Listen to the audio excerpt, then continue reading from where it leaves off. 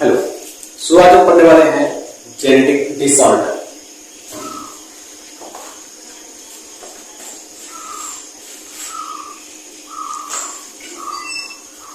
हिंदी में करते हैं आनुवंशिक विकार।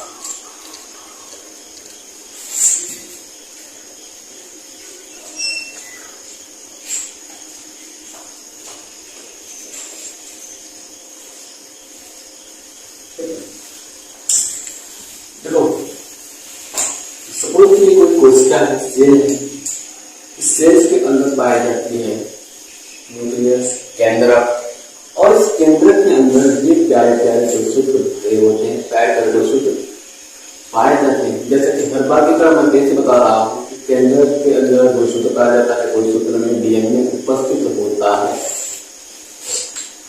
इस प्रकार से डीएनए उपस्थित होता है।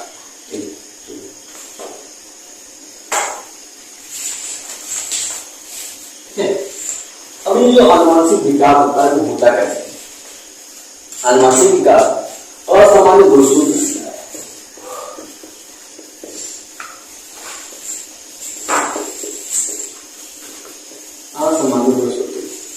ये कारण होता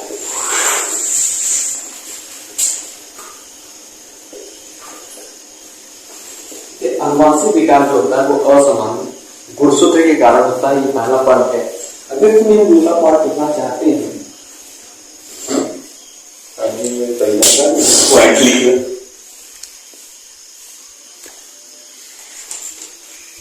देखो, दूसरा पॉइंट इसमें ये हो सकता है कि आनुवंशिक विकार होता है। आनुवंशिक विकार एक या बहुत सारे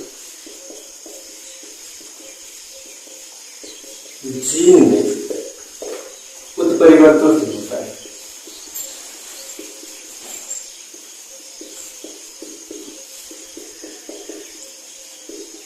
जिससे गुणसूत्र की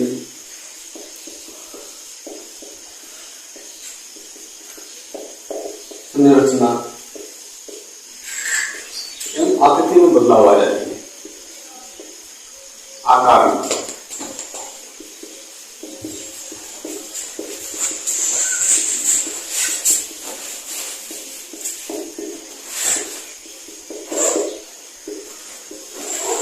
ये आनुवंशिक विकार होता है। पहले क्या नहीं जाना, जो आनुवंशिक विकार होता है वो गुणसूत्र की असमानता के कारण होता है। यानी जब गुणसूत्र असामान्य हो जाए तो आनुवंशिक विकार होता है। अब गुणसूत्र असामान्य होगा कब? जब एक या बहुत सारे जीन में उत्परिवर्तन हो।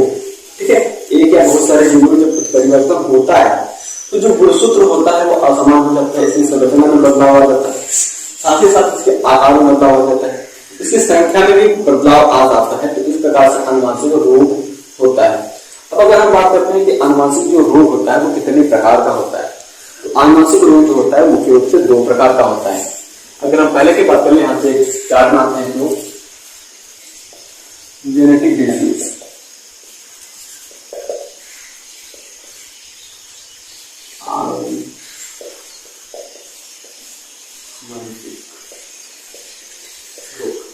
तो आनुवंशिक रोग दो प्रकार का होता है।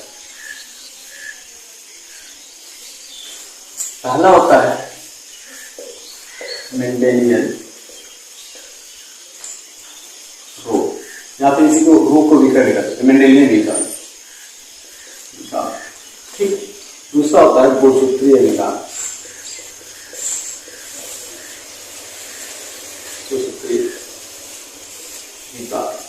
ठीक है, मेंडेलियन विकार को इसे क्या कहते हैं? Mendelian disorder.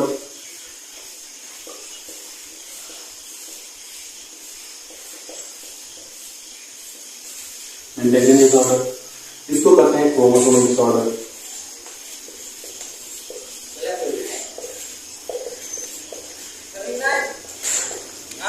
डिसऑर्डर ठीक आया तो समझ में आया। जो हमारा गुणसूत्र है वो होता है, वो गुणसूत्र में असमानता के कारण होता है, असमानता से उत्पन्न होता है। ठीक है, असमानता क्या होता है? आनुवंशिक विकार में एक या बहुत सारे, ठीक है, एक या बहुत सारे गुणसूत्र या जीन उत्परिवर्तन के कारण गुणसूत्र की संरचना में, आकार में बदलाव आ जाता है, संख्या में बदलाव आ जाता है, जिसके कारण अनुवांशिक विकार होता है। फिर हमने सेकंड पार्ट में बात किया कि जो अनुवांशिक विकार होते हैं वो कितने प्रकार के होते हैं। अनुवांशिक विकार मुख्य रूप से 2 प्रकार के होते हैं, जिसको हम नंबर 1 पर मेंडेलियन डिसीज यानी कि मेंडल विकार करते हैं, दूसरे पर क्रोमोसोमल विकार, गुणसूत्रीय विकार करते हैं। अब हम बात करते हैं क्रोमोसोमल विकार के बारे में। क्रोमोसोमल विकार क्या होता है और मेंडेलियन विकार क्या होता है।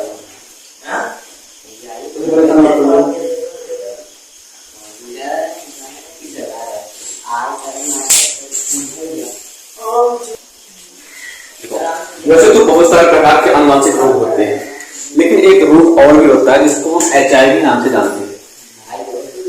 ये HIV रोग नहीं, ये HIV वायरस होता है। इसके द्वारा एक रोग होता है जिसको एड्स के नाम से जानते हैं। ये जब एड्स होता है, ठीक है, एड्स जो होता है ये अनुवांशिक रोग नहीं होता,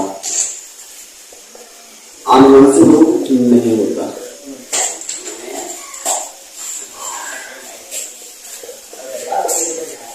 अनुवांशिक रोग एड्स नहीं होता। इसके पीछे रीजन क्या है? अनुवांशिक रोग जो होते हैं वो माता पिता से संतानों में आते हैं, ठीक है, मैं मानता हूँ। एड्स जो होता है वो भी माता पिता से संतानों में आता है, ये भी मानता हूँ। लेकिन ये मानना पड़ेगा कि जो अनुवांशिक रोग होते हैं उसमें गुणसूत्र इन्वॉल्व होता है, ठीक है, गुणसूत्र पाया जाता है। लेकिन जो हमारा एड्स होता है इसमें गुणसूत्र नहीं होता, जिसके कारण ये एड्स अनुवांशिक रोग नहीं कहलाता, ठीक है। अब देखिए हम फिर से बात कर लेते हैं अपने मेंडेलियन डिसीज और क्रोमोसोमल डिसीज के बारे में। मेंडेलियन डिसीज क्या होता है, क्रोमोसोमल डिसीज क्या होता है। अगर हम मेंडेलियन डिसीज की बात करते हैं तो मेंडेलियन डिसीज के अंदर गुणसूत्र के अंदर जीन होता है वो, यानी कि जीन में अगर कोई बदलाव होता है, जीन में कोई बदलाव होता है, ठीक है, कहां पर जीन में उत्परिवर्तन, जीन में उत्परिवर्तन के कारण, जीन में उत्परिवर्तन के कारण मेंडेलियन विकार होता है, विकार होता है, ठीक है। जीन में जब उत्परिवर्तन होगा या फिर जीन में किसी भी प्रकार का बदलाव होता है तो फिर मेंडेलियन विकार, मेंडेलियन डिसऑर्डर के नाम से जानते हैं। जैसे सपोज करके मान लेते हैं हमारा कोई गुणसूत्र है, ठीक, इस प्रकार से गुणसूत्र है और ये गुणसूत्र हमारा सामान्य नॉर्मल है, नॉर्मल क्रोमोसोम है, और इसमें कोई बदलाव नहीं हुआ है,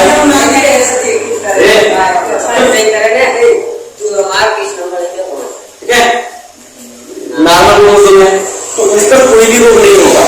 अब संपूर्ण डेट इसी क्रोमोसोम में यहाँ पर जीन पाया जाता है, जीन पाया जाता है।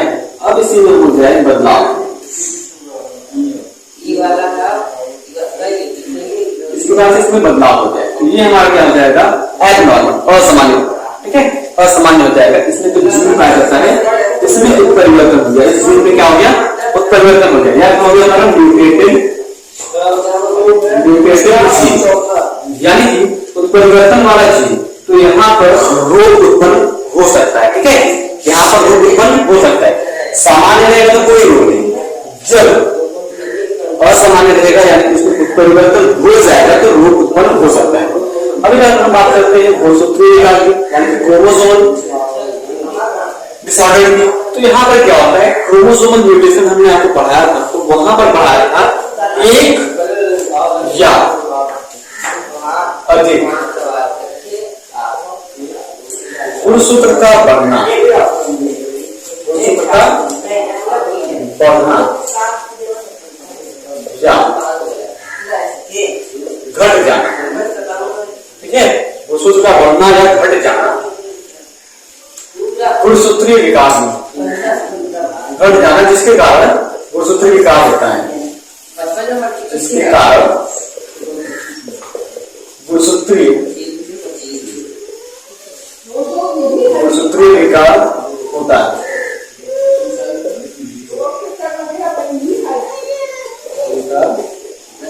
ना। इसलिए क्या लिखा हमने, एक या अधिक गुणसूत्र का बढ़ जाना यानी कहीं बाहर से आ जाना, और एक या अधिक गुणसूत्र का कोशिका के अंदर पाए जाने वाले केंद्रक से बाहर चले जाए। सपोज है ऐसा, सपोज ये हमारा कोई सेल है, ठीक, इसके अंदर ये प्यारा सा केंद्रक है, इस केंद्रक के अंदर ये छोटे छोटे प्यारे प्यारे गुणसूत्र भरे हुए, ठीक है। और क्या होता है, एक केस ये बनता है, एक अवस्था ये बनती है, यहां से एक गुणसूत्र निकल जाए, ठीक, या दो गुणसूत्र निकल जाए इस प्रकार से, तब तक की रोग उत्पन्न होगा, ठीक है। दो गुणसूत्र निकल जाएंगे तो रोग उत्पन्न नहीं होगा, एक गुणसूत्र निकलेगा तो गुणसूत्र की कमी हो जाएगी, क्योंकि उसका पेड़ नहीं बन पाएगा, दूसरे रोग होगा। या फिर एक गुणसूत्र अंदर आ जाए, इस प्रकार से एक गुणसूत्र अंदर आ जाए तब पर भी रोग होगा। आइए तो इतना समझ में आया होगा। आगे चलते हैं, हम बात करते हैं मेंडेलियन विकार की। तो मेंडेलियन विकार यानी कि जो मेंडेलियन डिसऑर्डर होते हैं, मेंडेलियन रोग होती है, वो कितने प्रकार की होती है, ठीक है। अब अगर मेंडेलियन रोग की बात कर लें तो मेंडेलियन रोग दो प्रकार से उत्पन्न हो सकती है। पहला, अगर वो समजात गुणसूत्र पर होता है तब, और विसंजात गुणसूत्र पर होता है तब। बता दें,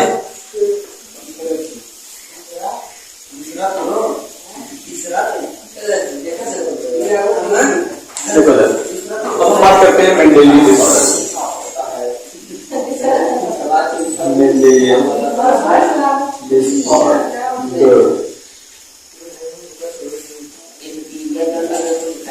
मेंडेलियन डिसऑर्डर, ठीक है। मेंडेलियन विकार, मेंडेलियन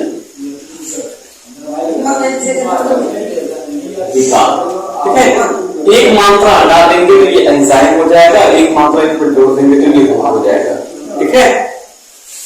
अब देखिए, अगर हम मेंडेलियन विकार की बात करते हैं तो ये दो कंडीशन होता है इस मेंडेलियन विकार का, ठीक है। दो कंडीशन होता है, पहला होता है ऑटोसोमल,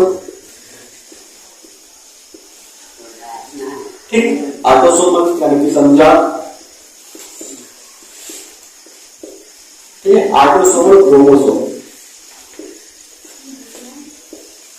ठीक, समजात गुणसूत्र पर, ठीक। अब उधर बात करते हैं, ये होता है सेक्स क्रोमोसोम,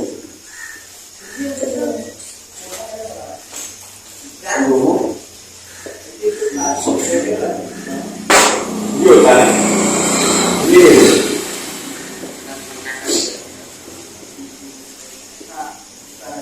ठीक। अब इसके अंदर थोड़ा सा पढ़ना है, इसका दूसरा जो नाम होता है, मतलब ये तो हमने बाहर से बता दिया कि ऑटोसोमल क्रोमोसोम यानी कि समजात गुणसूत्र पर है, सेक्स क्रोमोसोम यानी कि कैसे कैसे उसके बारे में जानिए। जो ऑटोसोमल क्रोमोसोम होगा उसको हम कहेंगे ऑटोसोमल लिंक,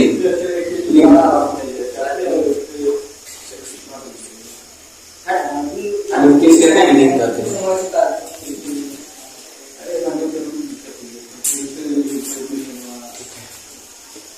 इसको ऑटोसोमल कहेंगे, इसको कहेंगे सेक्स लिंक, सेक्स लिंक। देखो यहां पर अगर हम ऑटोसोमल की बात कर लें तो ऐसा उत्परिवर्तन जो समान गुणसूत्र पर हो, समजात गुणसूत्र पर हो, तो वहां पर ऑटोसोमल क्रोमोसोम पर रोग उत्पन्न होता है ना। ऐसा उत्परिवर्तन या ऐसा परिवर्तन जो समजात गुणसूत्र पर हो, समजात गुणसूत्र पर हो, समजात गुणसूत्र पर हो, ठीक है। ऐसा परिवर्तन जो समजात गुणसूत्र पर हो, उससे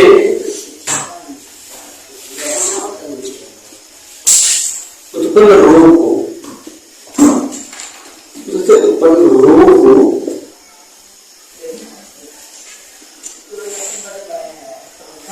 समजात गुणसूत्र रोग कहते हैं, समजात गुणसूत्र रोग कहते हैं। ये तो समझ गया। ऐसा उत्परिवर्तन, ऐसा उत्परिवर्तन जो समजात गुणसूत्र पर उससे उत्पन्न रोग समजात गुणसूत्र रोग के नाम से जानते हैं। ये मेंटली डिजीज समजात गुणसूत्र के द्वारा होता है।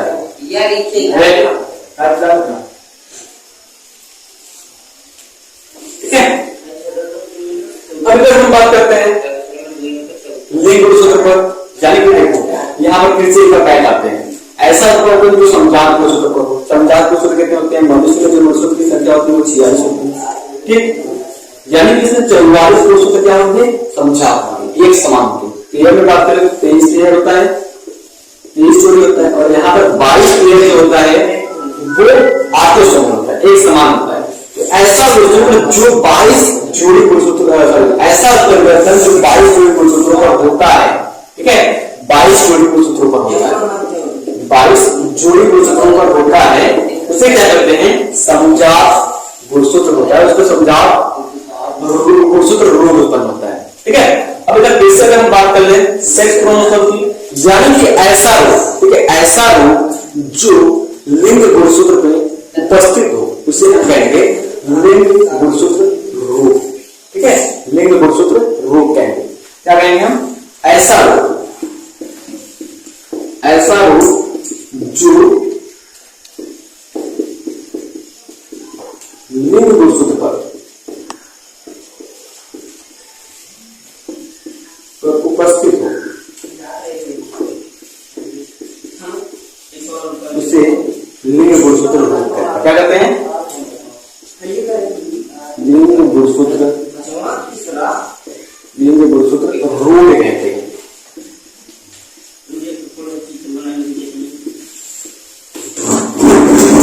लिंग गुणसूत्र रोग कहते हैं। किसी को कोई दिक्कत यहां तक, जिसको दिक्कत है वो प्रकार से, ठीक,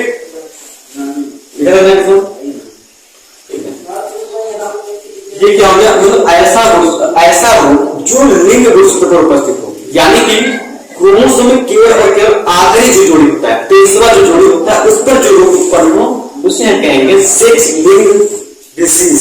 ठीक है, या फिर लिंग गुणसूत्र रोग कहेंगे। ठीक है, अब हम बात करते हैं लिंग गुणसूत्र रोग। तो लिंग गुणसूत्र रोग जो होता है वो भी दो प्रकार का होता है। लिंग गुणसूत्र रोग जो होता है दो प्रकार का होता है। कौन कौन सा लिंग गुणसूत्र रोग दो प्रकार का होता है? एक होता है एक्स लिंग, क्योंकि भाई हम जानते हैं कि जो हमारा तीसरा जोड़ी है, तीसरा जोड़ी है, यानी कि जो थर्ड पेयर में है वो क्या होता है, हेटेरोसोमल होता है, असमान होता है। फीमेल में XX, मेल में XY। तो देखिए हमको फीमेल का भी लेकर चलना है और मेल का भी लेकर चलना है। ठीक है, तो यहाँ पर देखेंगे हम दो प्रकार के सेक्स लिंग डिसऑर्डर के बारे में, यानी कि लिंग गुणसूत्र लिंग संलग्न रोग के बारे में। इसको कहते हैं लिंग संलग्न रोग, लिंग संलग्न रोग। ठीक है, लिंग संलग्न रोग कहते हैं, जो सेक्स लिंग डिसऑर्डर होता है ना। अब हम बात करते हैं लिंग संलग्न रोग की। तो लिंग संलग्न रोग जो होता है वो दो प्रकार का होता है। पहला होता है एक्स लिंग, ठीक, जैसे संलग्न,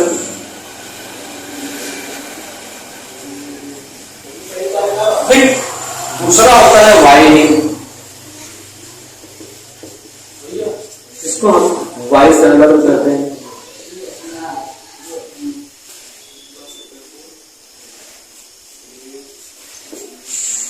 बेसिक ऐसा हो जो एक्स गुणसूत्र पर हो, ठीक है, एक्स गुणसूत्र पर हो उसे कहेंगे हम यक्ष संलग्न रोग। एक्स गुणसूत्र पर होने वाले रोग को क्या कहेंगे, यक्ष संलग्न रोग। और ऐसा रोग जो वाई गुणसूत्र पर, ऐसा रोग जो वाई गुणसूत्र पर हो उसे कहेंगे वाई संलग्न रोग। एकदम इजी है, एकदम आसानी समझ में आ जाएगा। एक्स वाले पर होने पर क्या कहेंगे, ऐसा रोग, ऐसा रोग, या फिर ऐसा आनुवांशिक रोग भी लिख सकते हैं ना, ऐसा रोग जो यक्ष गुणसूत्र पर, यक्ष गुणसूत्र पर, यक्ष गुणसूत्र पर, ऐसा रोग जो यक्ष गुणसूत्र पर हो उसे क्या कहते हैं? उसे कहते हैं यक्ष संलग्न, यक्ष संलग्न रोग। ठीक है, यक्ष संलग्न रोग कहते हैं। समझ गया? अब हम बात करते हैं वायु संलग्न। तो ऐसा रोग जो वायु गुणसूत्र पर हो,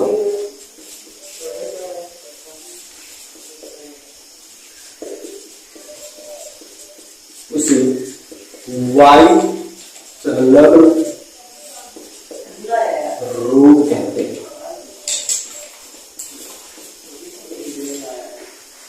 किसी को कोई दिक्कत नहीं? ठीक है, समझा? अब यक्ष संलग्न रोग में कई रोग आते हैं, वायु संलग्न रोग में कई आते हैं। तो सबसे पहले आपकी केवल यक्ष संलग्न को जाना, ठीक है? पित्तल वाले में वायु संलग्न और हमारा जो गुणसूत्रीय विकार है। ठीक, इतना विकार है, इधर का मिटाए या उधर का? इधर का। ठीक है, चलो देखिए।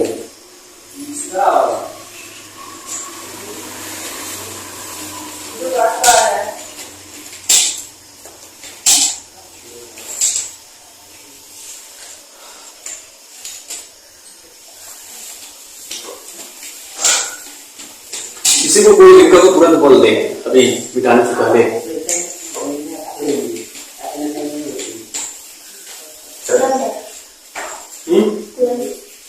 पूरा डाले पूरा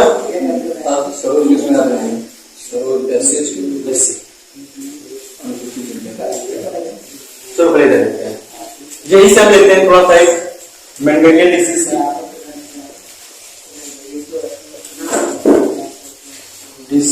और देखो, कोई भी रोग प्रभावी और अप्रभावी दोनों हो सकता है। ठीक है, कोई भी रोग प्रभावी और अप्रभावी दोनों हो सकता है। जैसे कि हमने आपको मेंडल का डाई क्लास बताया, ठीक है, मेंडल का त्रिगुण संकर बताया था, तो वहां पर हमने आपको प्रभावी और अप्रभावी बताया। कैपिटल टी प्रभावी था, स्मॉल टी अप्रभावी था। ठीक है, जो प्रभावी होता है वो अप्रभावी वाले को हमेशा दबा देता है, लेकिन कभी कभी क्या होता है कि प्रभावी वाला जो होता है वो दब जाता है और अप्रभावी वाला ऊपर आ जाता है। ठीक है, तो जो मेंडेलियन डिसीज है वो दो प्रकार के। मेंडेलियन डिसीज ही नहीं, जितने भी डिसीज होते हैं, चाहे वो मेंडेलियन हो, चाहे वो क्रोमोसोमल हो, या फिर कोई भी डिसीज हो, वो दो प्रकार का होता है। एक प्रभावी और एक अप्रभावी होता है। ठीक है, एक गांव में एक डिसीज होता है अप्रभावी।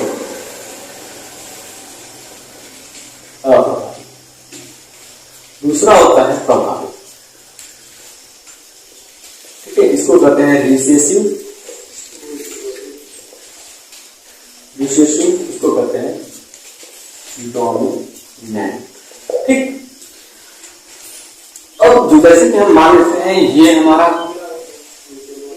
गुणसूत्र है, ये गुणसूत्र हमारा नॉर्मल है, ठीक है, सामान्य गुणसूत्र। लेकिन ये जीन हमारा सामान्य जीन है और इस जीन पर कुछ परिवर्तन हो गया है यहाँ पर। ठीक है, और ये हमारा हो गया म्यूटेटेड जीन, ठीक है, म्यूटेटेड जीन। तो यहाँ पर ये जो हमारा यक्ष है, ये हमारा यक्ष है, ये हमारा यक्ष है। ठीक है, अब दूसरा क्या है, दोनों जो जीन हैं वो दोनों के दोनों नॉर्मल, दोनों के दोनों क्या है, सामान्य। तीसरा क्या है, दोनों जीन पर परिवर्तन, दोनों जीन असामान्य।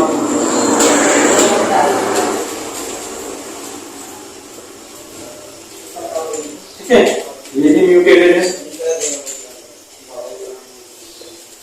ये भी म्यूटेटेड है। ठीक है, ये भी एक्स क्रोमोसोम है, ये भी एक्स क्रोमोसोम है, ये भी एक्स है, ये भी एक्स है।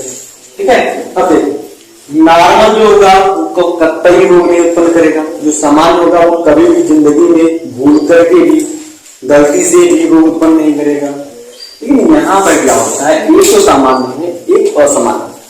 अगर जब सामान्य वाला इसके ऊपर हावी हो जाता है, ठीक है, सामान्य वाला इसके ऊपर हावी हो जाता है, तो ये रोग उत्पन्न नहीं कर पाता। जैसे हम बात कर लें, घर में दो लोग हैं, एक बच्चा है और एक उसका पापा है, ठीक है। बच्चा कहीं घूमने के लिए जिद कर रहा है और पापा कहें नहीं जाना है, तो बस नहीं जाना है। तो बच्चा अगर मान गया तो बच्चा क्या हो गया, अप्रभावी, ठीक है, क्या हो गया, अप्रभावी। और अगर वहीं पर बच्चा जिद कर लिया, अगर हमें जाना ही है किसी भी कीमत पर, कैसे भी, आपके साथ नहीं तो किसी और के साथ अगर जाना ही है, तो ये जो है प्रभावी हो जाएगा। इसलिए जो यहां पर देखिए, ये दोनों बेटे ये प्रभावी हो जाएगा। यानी कि रोग उत्पन्न करने के लिए अगर एक जीन खराब है, ठीक है, और वो अपना प्रभाव नहीं दिखा पा रहा है, तो बेचारा दुखी हो जाएगा, क्योंकि हम आए तो रोग उत्पन्न करने और नहीं कर पाए। और अगर वहीं पर रोग उत्पन्न कर ले तो ये बहुत ज्यादा खुशी हो जाएगा कि हम जो करने आए तो वो करने में कामयाब हो गए। तो देखो, रोग उत्पन्न न कर पाने वाला जीन वो कहलाएगा अप्रभावी, और रोग उत्पन्न कर देने वाला जो जीन होगा वो कहलाएगा प्रभावी। नंबर प्रकार से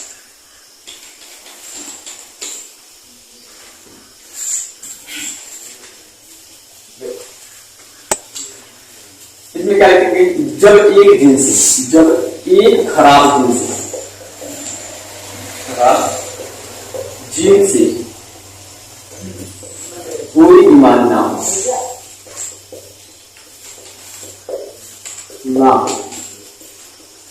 उसे अप्रभावित करेंगे।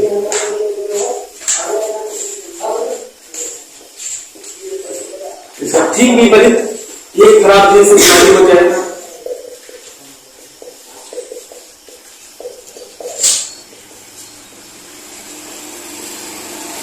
बीमारी हो जाए, उसे प्रभावी कहेंगे। एक उदाहरण रेफरेंस करना चाह सकते हो, ये टाइम हो गया है।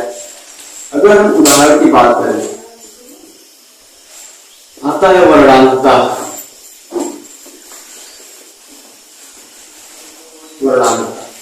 ठीक है। दूसरा होता है हीमोफीलिया, ठीक है। वर्णांतता को इंग्लिश में कहते हैं कलर ब्लाइंडनेस, हीमोफीलिया को कहते हैं